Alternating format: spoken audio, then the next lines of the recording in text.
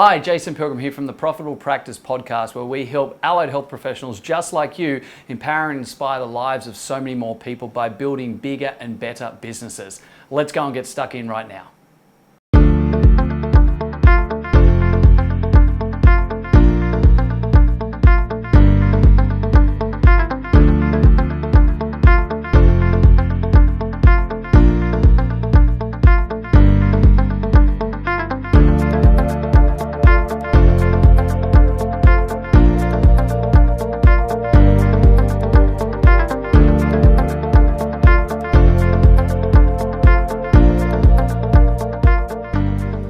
Welcome to another episode of the Profitable Practice podcast, as I choke on my own words, chatting with the amazing Judy Fox all the way from Virginia in America. Hey, thanks for jumping on board with us again. Thanks for having me. Love chatting with you and jamming and getting so much value. We had some really good feedback from the last time we jammed as well. So without further ado, I wanted to throw a bit of a curly one at you again. No prep. I laughed before and said, I like the curly one. Yeah, I'm just going to throw a few things at you. Obviously, your main jam is based in and around marketing, sales, lead gen, organic LinkedIn reach, etc. And so that's obviously your jam. But you're very well versed across lots of different industries in marketing, development, scale, etc. So I wanted to tap into that. And if we're thinking specifically around health, medical, and those areas, let's go through the top.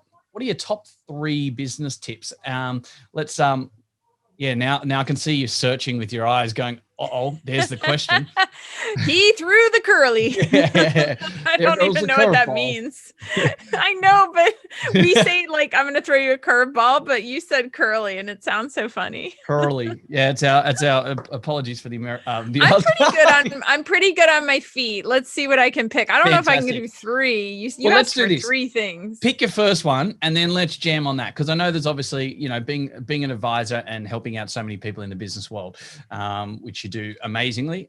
So kudos for that. I think when the feet are on the fire of I need business, I need sales, I need contracts, I need to freaking close. Yep. The best advice I ever tell anybody is go through who you already know. We tend to want to go out. I feel like so much marketing and posting advice and all this, like go out and they're constantly getting new eyeballs, right? That it feels like that's what it's all about. But did you actually respect the eyeballs you already had? Or did you already honor and go out and touch on the people you were already connected to and really shake that tree? Yeah. Because people are not shaking the tree of the people they already know. No, I totally agree. And it's kind of interesting you say that because I would probably say 4 out of 5. That's completely made up statistic, but I honestly believe that it will probably 4 out of 5. 3.8 to 4, we could sound scientific, but honestly, I would honestly say 4 out of 5 people that come to me for business advice, coaching, mentoring, and things like that to work with all of our clients and programs will probably come with, I need to grow, I need more clients, I need more leads. And I would say 100% of people come with that approach, but I would say 4 out of 5, we actually find out within the first couple of minutes that it's not actually new leads and new clients that they need or new marketing strategy. It's actually about better retention. It's going back to their database, going back to the clients that were already their clients. They might have done a great job with them 3 months, 6 months ago, or what about their family members? What about their friends? What about all of the circles that they operate in?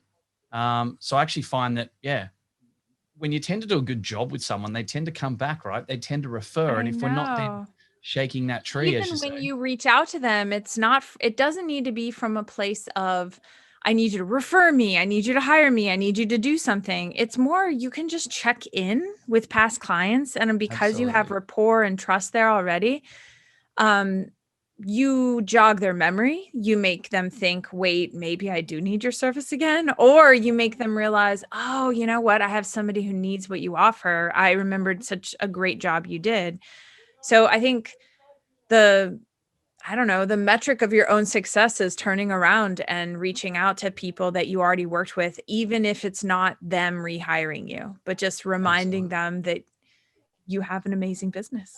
Well, how many times are you going to have a bit of an ache or a pain or a sore ankle, or you've woken up with a headache, or, you've got back pain, or whatever it happens to be? You can't do some type of sport or exercise as you once did because you are inhibited in some way. Well, then isn't that the perfect time to go and get something done about it with your health professional? The leader in your field type of scenario. It sort of makes sense, right? That let's not wait until we're in debilitating pain and we have to go through and get medication from doctors and get scans done, etc. Get in early and proactively do that. And if you're reminding people, you're like that little voice on their shoulder that's sitting there going, hey, you know how you had neck pain and a few headaches in the last few days? Maybe let's get that checked out. I love it. Put the little fox on your shoulder right now. So I had to do it. Absolutely. I would too if my surname was Fox. If I just put a fox on my shoulder right now, it'd just seem weird. It would seem weird. The other thing I find really interesting when we talk about this is the fact that I feel that people like to buy clients more than once. And I think that's a really silly idea. As in, if I've already bought, if my marketing, my sales has already got eyes on and they're engaging with us, or they've been a past client, I've already bought them once, right? Mm-hmm. Why would I be going out and continually buying new clients over and over again when I've already bought a whole bunch of clients? And as long as I'm good at what I've done, I should be able to turn around and get more value from them, more time, more money, more everything, right? Yeah, I definitely think, so at mass scale, it doesn't feel like it feels like the fancy, shiny new object is the new person. Yeah, and absolutely. So the new client, the new this, but the amount of energy and effort you have to do a contract and do all the work to close a new contract is so much easier to hang out in the pool of everyone knows you. You can do great fast work. You can close contracts. And I just think people are sleeping on that. There was something else you said, and now I can't remember. It got triggered. It got triggered. It was the most amazing thought on the planet. Oh, no, keep going. So what would you be? What would your number 2 tip be? What would? That's what I mean. I thought I have a number 2 tip. Oh, awesome. It's killing me. It literally. So then I obviously have no number 3 tip because number 2's gone. I remembered. Got it. Okay. The excitement. And I'm going to tell you right now, I'm not cutting that bit out either. I'm just going to let that go. It's so the Freddie, soda don't cut that. Example. Leave it in. It's the soda machine sales example. Soda machine sales example. So the first thing is, and literally I have a tree behind me in my picture. You're shaking That's the tree awesome. Of people you already know. That's the analogy of the if first I shake my camera right now to look like you're shaking the tree. The next one is the soda machine sales example. And I'm going to explain what that is. And there is no soda machine behind you, by the way. No, there are no sodas. Yeah. So the second thing in sales and marketing in that space, the best tip I can give people is partner up with one of your peers that you trust. And the reason why I bring up soda machines, or do you call it pop or whatever you call it? You don't call it pop. It's just, soft drink. Soda. Okay. Soda so pop. If you are on some type of college campus, I don't know why I'm coming up, university, college campus. Yeah. And there's one soda machine sitting there. It's like all by itself and it's super cute and it's by itself sitting there. But they actually studied that 2 of them sitting there do more business because you get do I want this or do I want this versus do I want soda or do I want no soda? Yeah. So you being positioned next to your peer, which is technically competition. So hang out with some of your competition. And that sounds so threatening to people looking for work. Absolutely. They're like, I need more business. I need more work. I need this. I need this. I need better. I need to do this. And they're doing this. They're doing that. I need to. Yeah. That is the scariest thing. I will tell you, when I took my soda machine and I put it next to somebody else doing LinkedIn soda machines, because I do LinkedIn Business Accelerator, and I literally have felt that pressure of putting the soda machines next to each other. But it works. It does bring in more business for both, because you then get clients that get to choose between 2 people, which actually makes them make more choices. Yeah, absolutely. And people love choice. They love the idea to be able to have the power to choose. And we do this actually with a lot of our scripting and that as well, so that we're not actually giving someone, like we train our reception teams to not be in a scenario where they're saying, do you want to book an appointment now? because we're having an open-ended question, asking a yes or no response. And I'll just obviously, say no. yeah, most people will say no, or they'll want to call back or check their diary or their work schedule or their husband or wife or something like that, because innately our brain is wired to be resistive and be more negative than positive in that respect. But by changing that and pre-framing that, so it's not a yes or no, but an A or B, so we assume the sale, right? I'll look to get that appointment booked now. Would you prefer the 11:30 or 3 p.m.? Which one suits you best? Now all of a sudden becomes, they've still got a choice. You've empowered them to make that choice, but it's a choice based on an assumption they're already making it. Which one's going to suit them better? You put a container around their choice. Absolutely. Like, come play in my container of soda machines. Yeah. You can either choose Pepsi or Coke. You can choose That's kind of 7-Up or Sprite. For some reason, I just could picture soda machines, like walking up to a soda machine bank, and I'm making all my choices. I just love it. It's like, but too many soda machines is overwhelming. And that's the third tip. There we go. Don't overwhelm people with your soda machines. Don't give them, do you want to meet Monday, Tuesday, Wednesday, Thursday, Friday at 10 p.m. I can see you at 9 p.m. 8 o'clock, 8:30, 9 o'clock, 11:30, 3:30, 4:15, or 6:02 p.m. Yes, give them limited choices. Yeah. What do you reckon the max? 3? Probably 3. 3 is actually a very, the trifecta. It's got the magic of 3. I use 3s in a lot of things. So yeah, I mean, a lot of sales that obviously occur, online softwares and that, you'll have the basic package. Then you'll have the popcorn pricing. I've got words for everything. Popcorn. Oh, we go. We got popcorn and soda. I'm actually your small thing of popcorn, your medium thing of popcorn, and then your unlimited large popcorn that is refills forever. And of course, they want you to get that one. So but a lot of the time, they also use that 3-way topic, don't they? And then they put the little blue banner on the middle one, and this is the most used choice, and that's their bread and butter, right? So they're actually upselling you. So I'll look at the food analogies and metaphors that are coming out. We've got bread and butters. We've got popcorn. Salespeople are just walking around this planet like, oh, you're upselling me. Oh, you're getting me in your funnel. yeah, absolutely. But here's the thing, though. Like that's totally relevant and totally true. We're in so many different funnels, and like the whole Netflix thing about the social dilemma is all sort of aimed in and around that avenue. People get a bit upset, it used to be all emails, we used to be spammed by emails and this and that. Oh, people always say, oh, I subscribe. I don't do this. I don't do that. Bullshit. Yeah, you do, because you're still buying, right? We're still in that situation. Facebook know how to put targeted ads in front of us. You start talking about garden hoses, and in the next 12 hours, you'll get a garden hose at Target shown in front of you, and you sit there and, and if you really make garden hoses show up on my phone, I'm going to be mad. Yeah. but the thing is, like, people go, oh, that doesn't happen. We're all, with tinfoil hat wearing people. But the proof is that our phones and that are always listing, right? Our Google Homes or Amazon Alexas and that are constantly listing. All you need to do, in the fact it goes through right now. And so as soon as you start talking about Siri pops up on my phone right now. So she's listening to me doing my podcast with you right now.